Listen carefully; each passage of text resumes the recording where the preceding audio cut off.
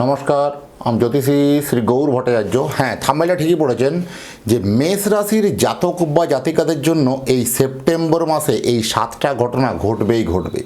এই 7টা ঘটনা কী কী জানতে হলে ভিডিও শেষ পর্যন্ত মনোযোগ সহকারে শুনতে হবে। আর আপনি কোথা থেকে ভিডিওটা দেখছেন বা শুনছেন অবশ্যই আপনার লোকেশনের নামটা একটু লিখে দিয়ে যান, তাহলে বুঝতে পারবো কোথায় কোথায় আমার ভিডিও পৌঁছাচ্ছে। আর আমি জ্যোতিষী শ্রী গৌর ভট্টাচার্য, আমার চেম্বার হলো সারা ভারতবর্ষে একটাই চেম্বার।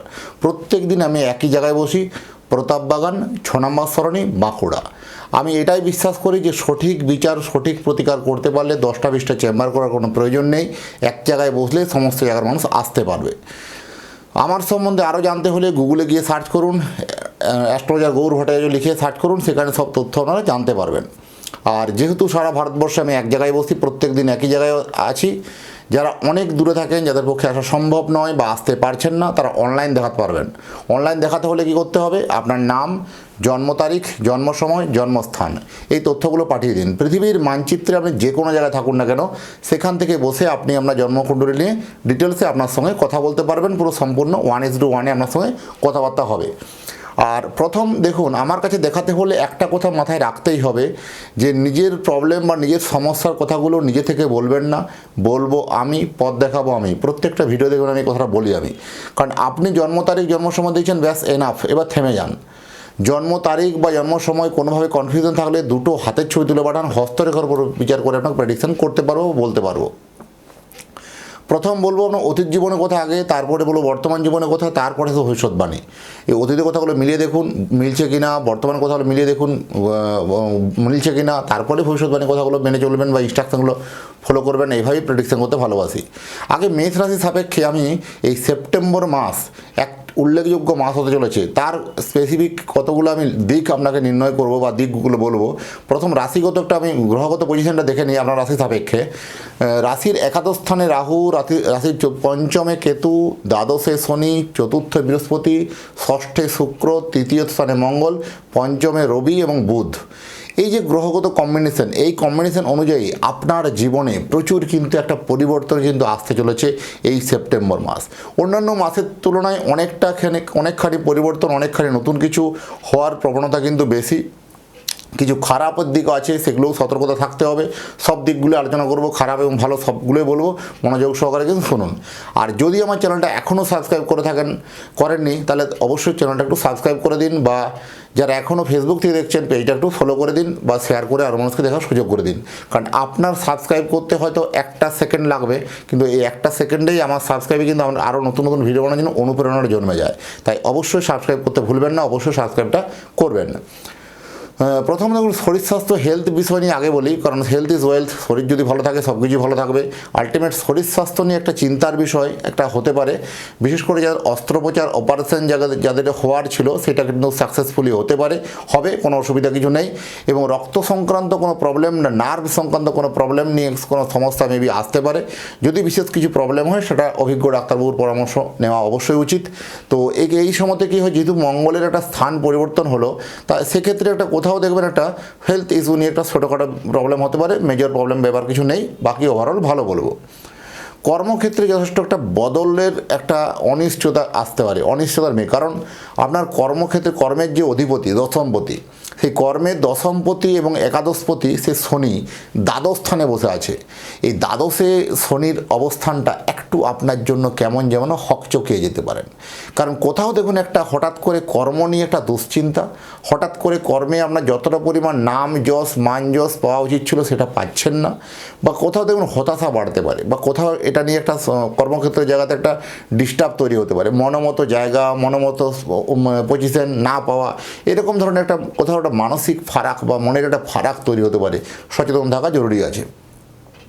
তবে বেসরকারি ক্ষেত্রে, যারা বেসরকারি ক্ষেত্রে চাকরি করছেন বা জব করছেন, তাদের জন্য নতুন কাজের একটা উৎস তৈরি হবে, নতুন কাজের সন্ধান আসবে এবং ভালো জায়গাতে একটা অপরচুনিটি আসবে, এবং কর্মক্ষেত্রে একটা বদল বা পদোন্নতির সম্ভাবনা আছে, ইনক্রিমেন্টের জায়গা আছে, সেটা কিন্তু ভালো হবে।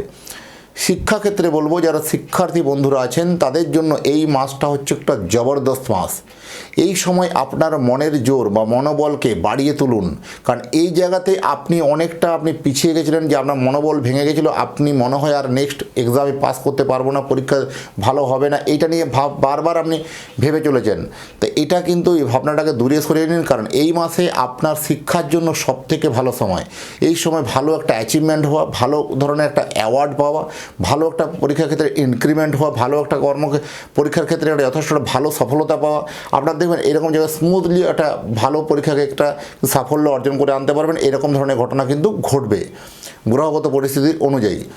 প্রেম প্রণয় থেকে কিন্তু একটা ডিস্টার্বনেস তৈরি হতে পারে। কোথাও দেখবেন একটা কথাবার্তার মধ্যে আপনাদের দুজনের মধ্যে হঠাৎ করে রেগে গিয়ে ভুল মন্তব্য করে ফেলা, বেফাস মন্তব্য করে ফেলা, সেক্ষেত্রে প্রেমে একটু অভিমান হতে পারে। তবে আলটিমেট ওভারঅল কিন্তু ভালো বলবো। যাদের বিবাহ নিয়ে যাদের চিন্তিত ছিলেন, সপ্তমপতি রাশি থেকে মেষ রাশি সাপেক্ষে সপ্তমপতির শুক্র, মানে তুলা রাশির অধিপতি শুক্র, সেই শুক্র দ্বাদশভাবে বসে আছে, দ্বাদশভাবে মানে ষষ্ঠভাবে বসে আছে, মানে সপ্তমের দ্বাদশ মানে ষষ্ঠ ভাব। তাহলে ষষ্ঠভাবে কিন্তু বসে থাকাটা কিন্তু ভালো জিনিস নয়, কারণ এখানে কোথাও একটা ভুল ইনফরমেশনে বিয়ে হওয়া বা ভুল ইনফরমেশনে বিবাহ একটা সম্বন্ধ ফাইনাল হয়ে যাওয়া, এরকম প্রবণতা কিন্তু বেশি। এক্ষেত্রে একটা পরামর্শ দেবো, অবশ্যই বিফোর ম্যারেজ, বিয়ের আগে জটক বিচার বা কুষ্টি মিলিয়ে অবশ্যই বিয়ে করতে হবে, না হলে ম্যারেজ লাইফের জায়গাটা এত ভালো কিন্তু বলতে পারবো না। বিদেশে যারা চাকরি করছেন তাদের পরিবর্তনের মাস। এবার অন্তত মুখ খুলুন, এবার অন্তত ভাবুন, কারণ আপনি যেটা ভেবেছেন বা যেটা করছেন এটা আপনার জন্য শ্রেষ্ঠ তো, বা এটা আপনার জন্য ভালো তো, এরকম একটা হতাশাময় জীবন কিন্তু তৈরি হতে পারে। তো এই বিদেশে এখানে এখনও কিন্তু রাস্তা আছে বা এখনও সময় আছে, আপনি এখান থেকে ভাবতে শুরু করুন। কর্মের জায়গাটা একটা সেটেল তৈরি করুন, একটা ভালো জায়গা তৈরি করুন, ভালো প্ল্যাটফর্ম তৈরি করুন, সেটা আপনার জন্মছকের উপস্থিতির নিরিখে তৈরি হবে। যারা ব্যবসা করছেন, বিশেষ করে হোটেল রেস্টুরেন্ট ইন্ডাস্ট্রিজে যারা হোটেল ইন্ডাস্ট্রি যারা আছেন, বা জমি কেনা বেচা প্রমোটিং লাইনে আছেন, বিভিন্ন রকম বস্ত্র ব্যবসা, ভাড়া দেওয়া, কোনো রকম ভাড়া দিয়ে ইনকাম করা, অর্ডার সাপ্লাই, ইলেকট্রনিক্সের ব্যবসা, রড সিমেন্ট ব্যবসা, মোবাইলের শপ, বিভিন্ন রকম গিফট আইটেমের দোকান, কোনো অনলাইন ডিজিটাল ব্যবসা, কোনো মেটালের ব্যবসা, সোনার উপর যারা কাজ করেন, কোনো যারা বিভিন্ন রকম মিস্ত্রি মেকানিক্যাল লাইন আছেন, বিভিন্ন রকম মেটালের যারা কাজ করেন, তাদের জন্য এই সময় কিন্তু একটা ভালো খবর তৈরি হবে।